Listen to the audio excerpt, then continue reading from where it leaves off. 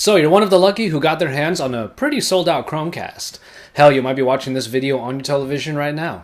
So what do you say we try to get a little bit more out of it? Hey, it's Joshua Vergara from Android Authority. What's going on, everybody? And these are some tips and tricks for the Chromecast.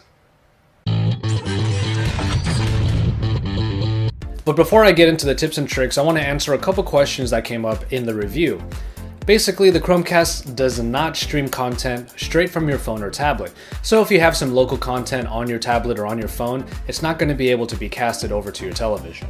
The way it works, actually, is that when you hit that cast button on YouTube or Netflix or Play Music, it relays the information to the Chromecast so it can find the content from the source itself. By using some HTML5 magic, the Chromecast connects to the actual service, finds your video or music, and then plays it.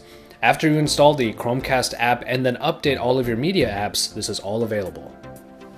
If you do really want to stream content from a local source, that is somewhat possible using a laptop or computer. Like I said in the review, you're able to use the Chromecast to broadcast a tab from a Chrome browser. Now what's really awesome is that tabs in Chrome browsers can actually display a ton of stuff. Websites, Flash content, and pictures. But let's say you have some local videos you want to watch. If your Chrome browser has the appropriate plugin to view the content, then that tab will play it. And then you can just send that tab to the Chromecast. Just browse your computer hard drive from within Chrome to your video and it will display through the browser tab. Then hit Chromecast. It's pretty awesome, right? This allows for the Chromecast to bridge the gap between your computer and your television. Think outside the box and you'll realize the possibilities. I even have a Plex media server that my friend set up, and all the content from there streams to my computer, which then streams to my living room TV. At least for me, this is definitely the easiest way I've ever gotten internet and local content to my television. But it doesn't have to stop there. Hidden away in a small arrow on the side of the Chromecast extension is an option to cast not only a tab, but the entire computer screen. Now, this is a very beta feature, and while it is nice to have for perhaps quick presentations or picture viewing, it may not be a particularly smooth stream. But I'm sure that this feature will be continuously enhanced and just get better and better. Now, you may notice the first time you try this Chrome browser streaming that it isn't completely smooth. Well, there are ways of optimizing it. Since your computer is basically, in this case, transcoding on the fly, it also has to stream the end product to your Chromecast. This is when a very fast internet connection is important and recommended.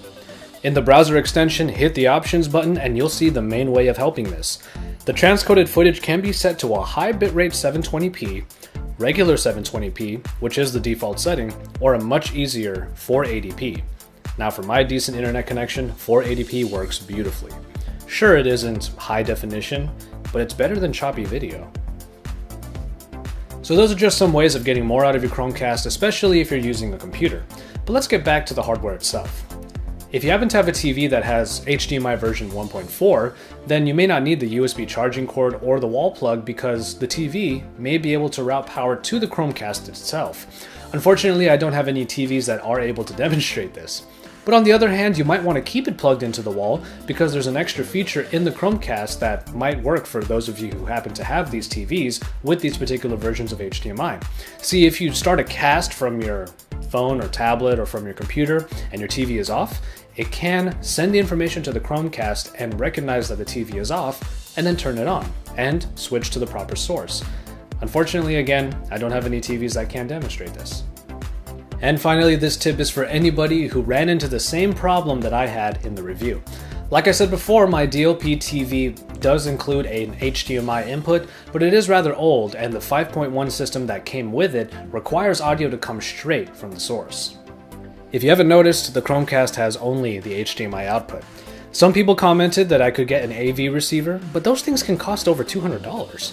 Since I only needed a way to split the Chromecast signal, I decided to find something for that specific purpose. I did, and it is this box that actively splits the video and audio signal into HDMI and SPDIF. Perfect for my setup. Now I can go from this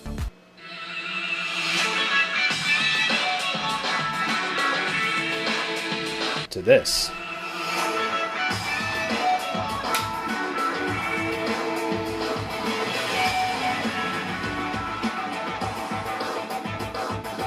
Like I said before though, this adds more total cost to your Chromecast experience, so be aware of your setup at home before you pull the trigger.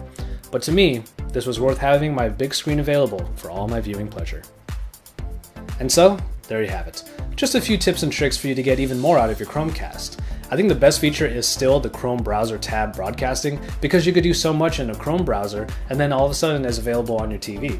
I'm sure though that a lot of these vendors and companies are soon going to be made available for the Chromecast, like HBO Go, Revision 3, Songify. We already have reports of them testing to become available on the Chromecast. So it's only going to be a matter of time before a service that you want to have on there is probably going to make it on there.